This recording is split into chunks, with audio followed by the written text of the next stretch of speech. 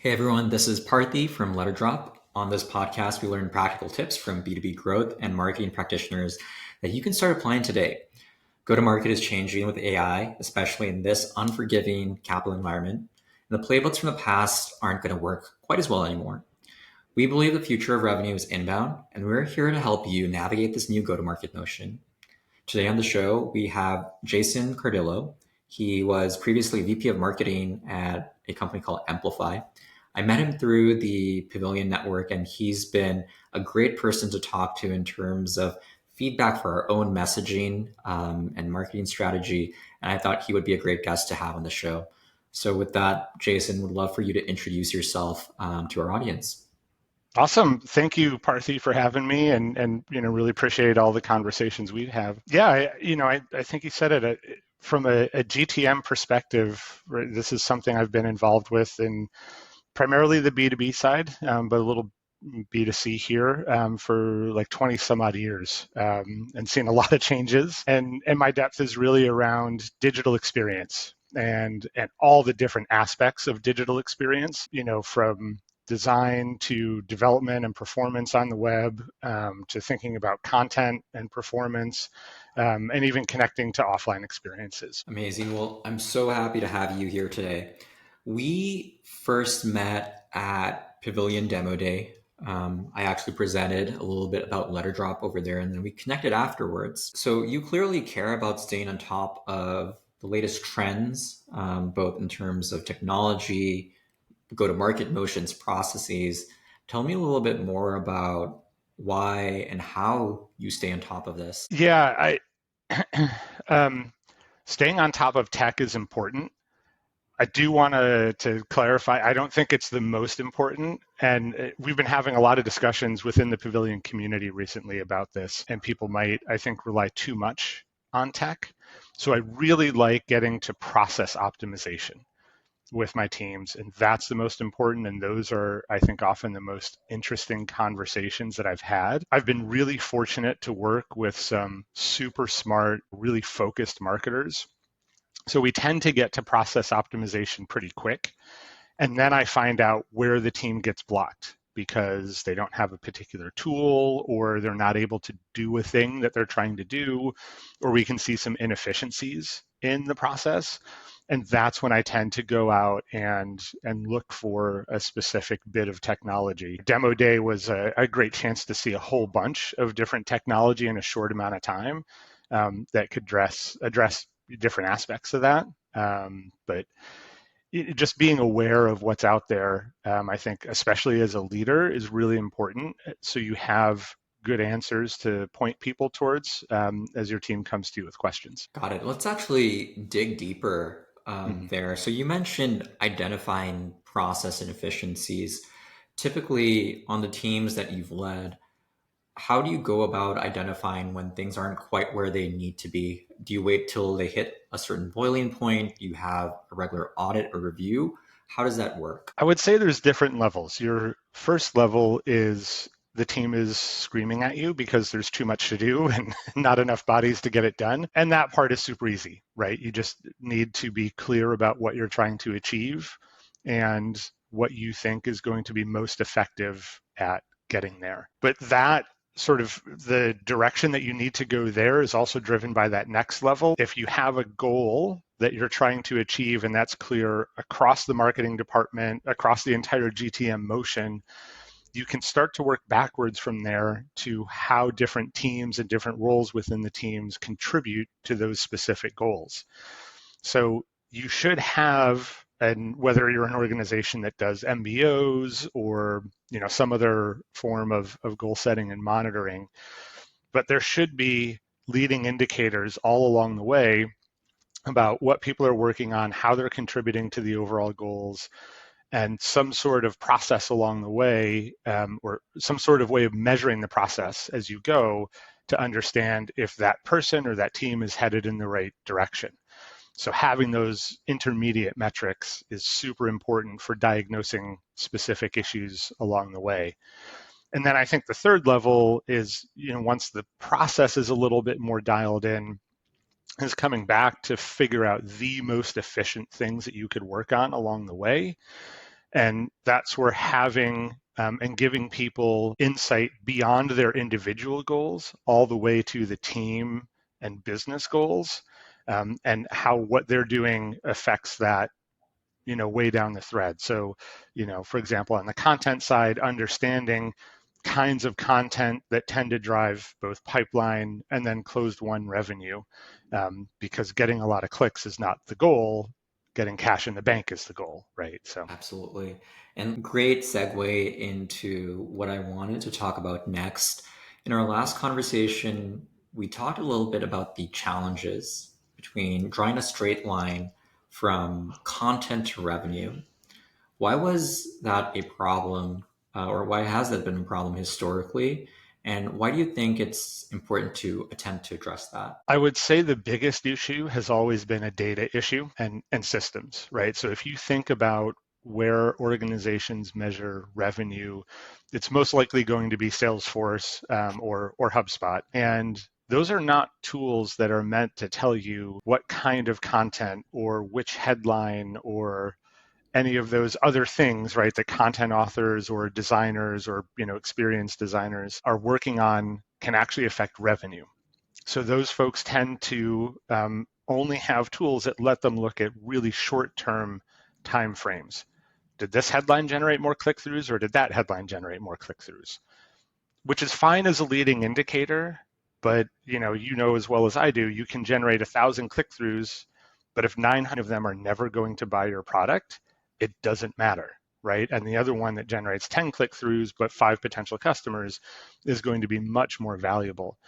So not having a way to cleanly look past that surface level leading indicator and get to understanding what kinds of content or experiences are driving engagements with the right people at the ICP that we're ideally looking for, and whether or not those folks are in market and turning into buyers has been extremely difficult. But if you can solve for that, and obviously the time delay based on your buying cycle factors into it. But as you build up history and work your way through the buying cycle, having that data to understand the kinds of content and experiences that drive the pipeline and the revenue you're looking for, your team can get so much more efficient over time, which blocks all of those. I'm doing 97 things, don't drop another one on my plate because everything is a priority one. Now you can figure out which is actually the priority one. Absolutely. I feel like whenever people are flying blind, that just hurts them in the long run because everything becomes equally important. The reality is, most things you can 80/20, where you realize that a good chunk of the results are coming from this specific segment of content or these specific types of marketing activities.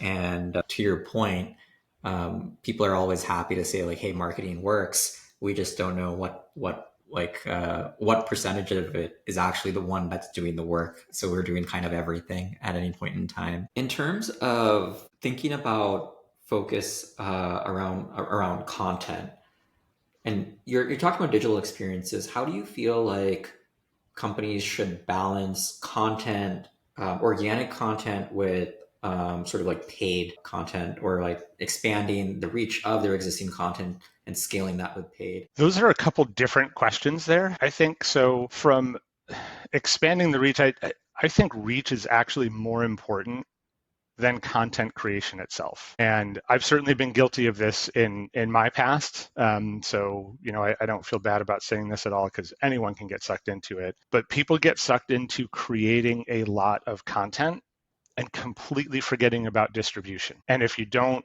have ways of getting it out and getting it out to different channels, because not everybody goes to the same place, it doesn't matter if you ever created that content in the first place. So I really try and drive my teams towards thinking about distribution, getting into the channels where our audience actually lives, where do they do their learning, all of those kind of questions, and then sort of work your way backwards to the content itself. What kind of content do I have to create to answer the questions that people have out there? And that can also, I think, help with that backlog of I have to create 1 billion pieces of content this quarter.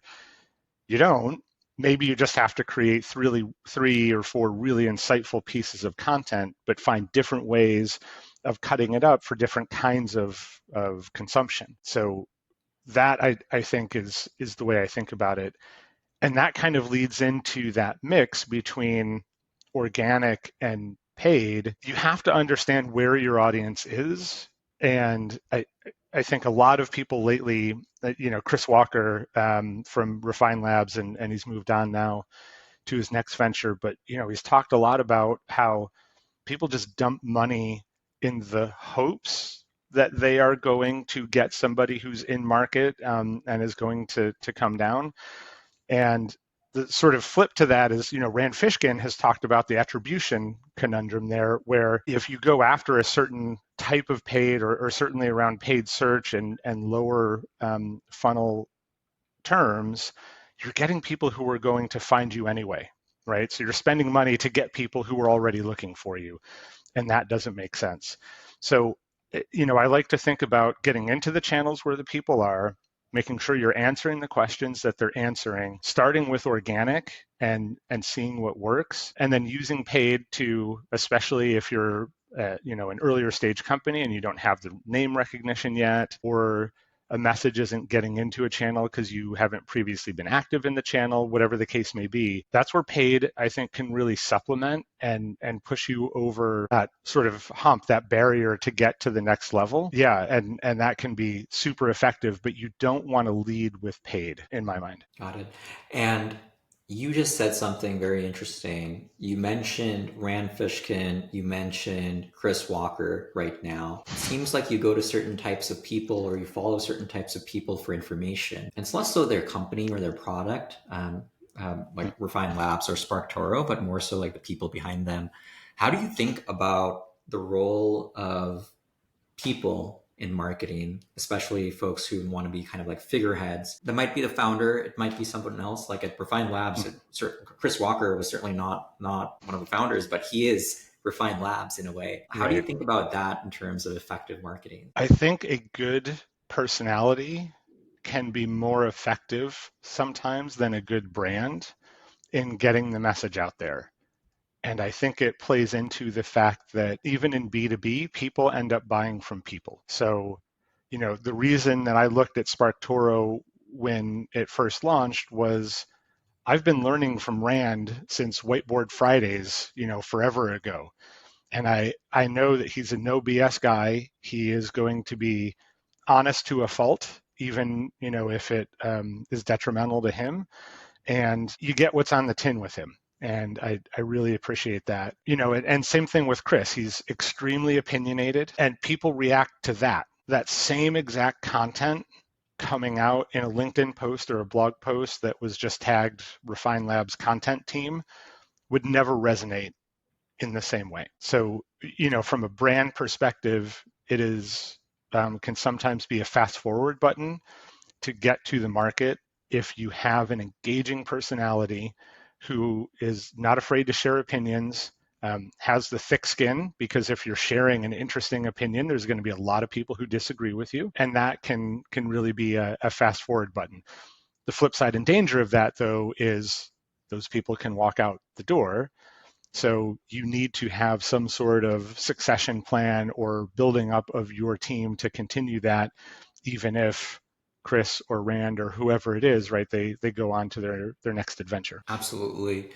Why do you think that more companies don't have that? They don't have that sort of like, to your point, people buy from people, but they don't necessarily have a person associated with their company or their brand in many cases. I think it's a couple things. The first and most obvious one for me is it does take a special kind of person to be willing to put themselves out there and to say things that people are going to disagree with, and know that 30% of the comments on your LinkedIn post are going to be people telling you that you're wrong. Not everybody is up for that. And not everybody in every organization has that kind of magnetic personality to be out there and doing that.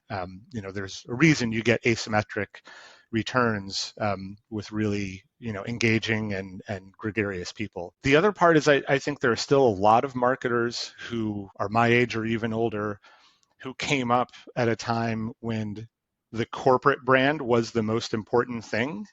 and the employees live to serve the brand. And they don't like to see people going beyond what the company brand was and establishing their own brand.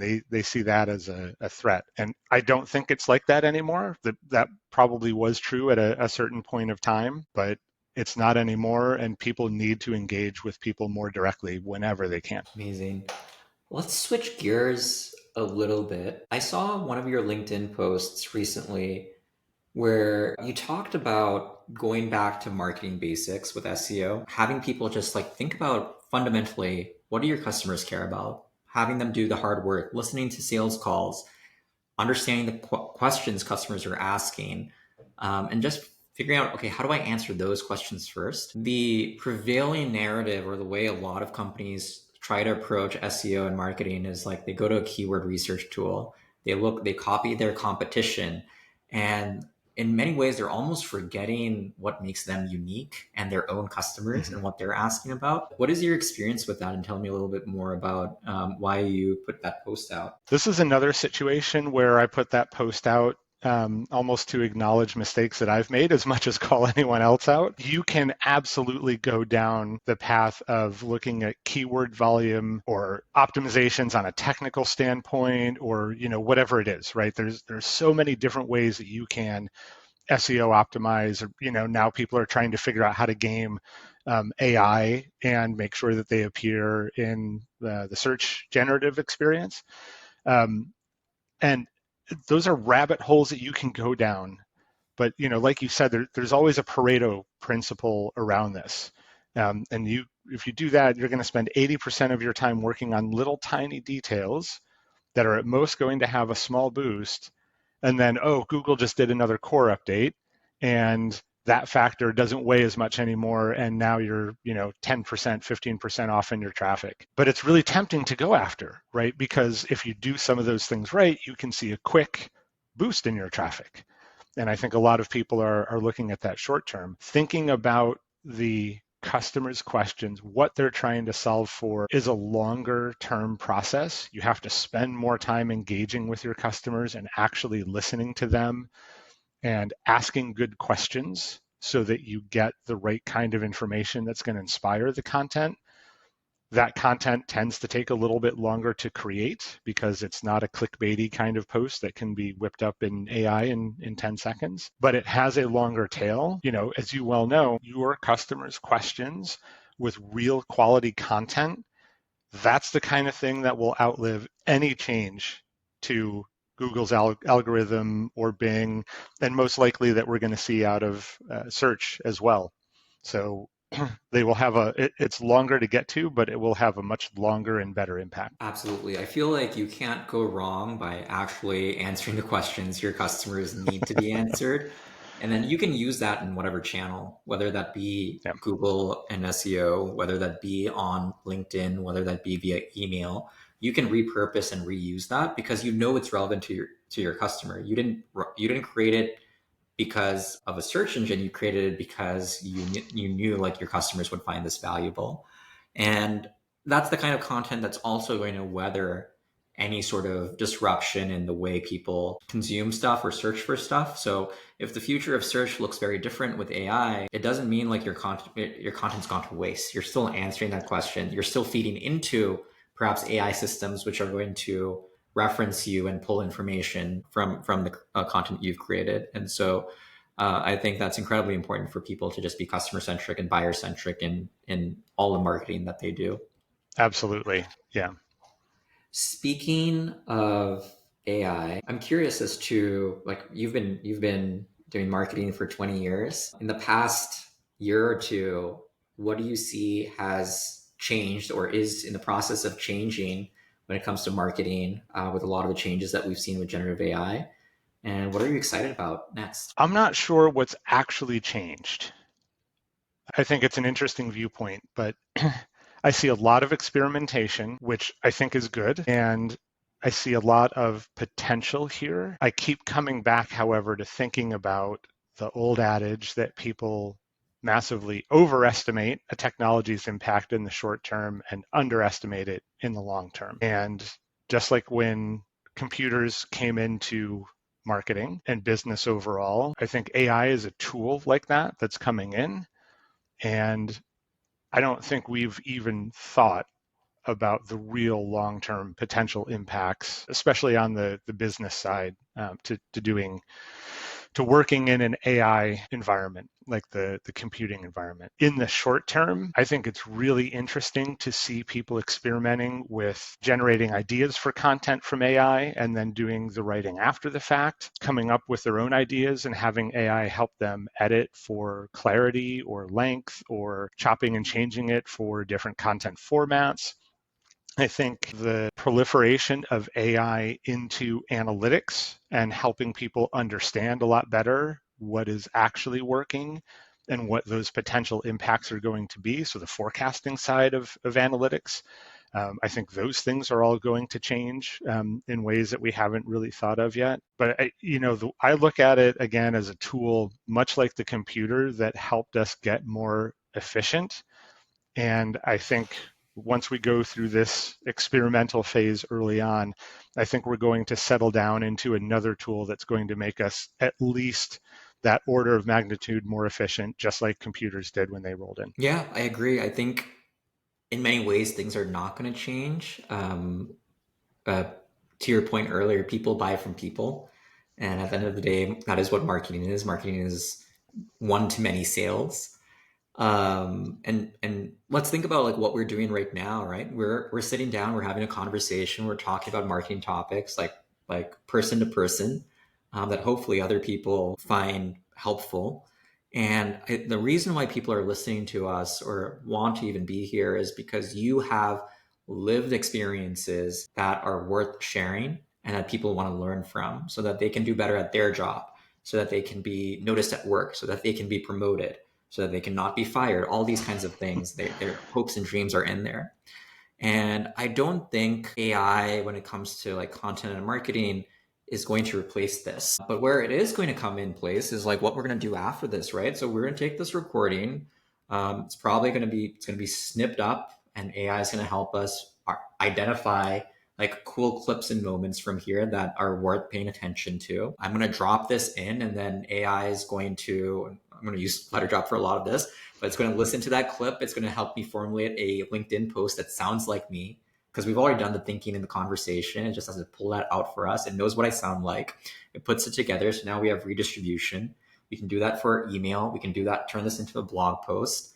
And then people are going to start listening to this, and people are going to start reading the outputs of this. And then we're going to do a whole bunch of analysis on that. Like who is listening, who is reading, what company do they work at, what are the topics that they're interested in, and then pull out insights, label them. AI is going to help actually figure out like what's the next piece of content we need to share with them to move them down the funnel, and so on and so forth. So you can see that even though we're having a human interaction here, I think to your point, there's lots of ways in which software and AI is going to essentially just amplify it in many ways and help companies be smarter about ultimately scaling these human experiences. I think you're absolutely right. And there was something hidden in there, and you didn't really say the word, but in marketing, we talk a lot about personalization, and personalization can be difficult for marketers to do because there are so many different variations of people out there and the kind of companies they work for and what they buy. It scales up even more if you're talking about B2C. And it's been really difficult for marketers to generate true personalization because the scale of work involved can sometimes be very, very big. And AI is that tool, I think, to your point, that can much more quickly generate the variations on experience and point people to that right experience, which is still the same conversation between Jason and Parthi, but you're not interested in listening to the whole 30 minutes. You want that 5 minutes where they talked about personalization, and that's what you're really interested in. So that's what we're going to show you next. And those are the things that used to take forever for people to do manually and are now going to be done quickly. And I think people are going to have much better experiences with brands because of it. I agree. And I like how you said that AI is going to essentially direct people to the right conversations. What you did not say was AI is going to create the content. It's like that is no different from like the high first name that we had in email. 20, 25 years ago. That's not the important part. The important part is more so trying to figure out and pull the insights and giving them to the right people at the right time. Well, this was a great conversation, Jason. It was a pleasure to have you. If anyone wants to reach out to you, what's the best way for them to find you online or contact you? LinkedIn is the best place to find me. I'm on there every day, and love to hear from folks, and love commenting and discussions that we have on there. Awesome. It was a pleasure having you, Jason. Thank you for being on our podcast. Thank you, Parthi. Appreciate it.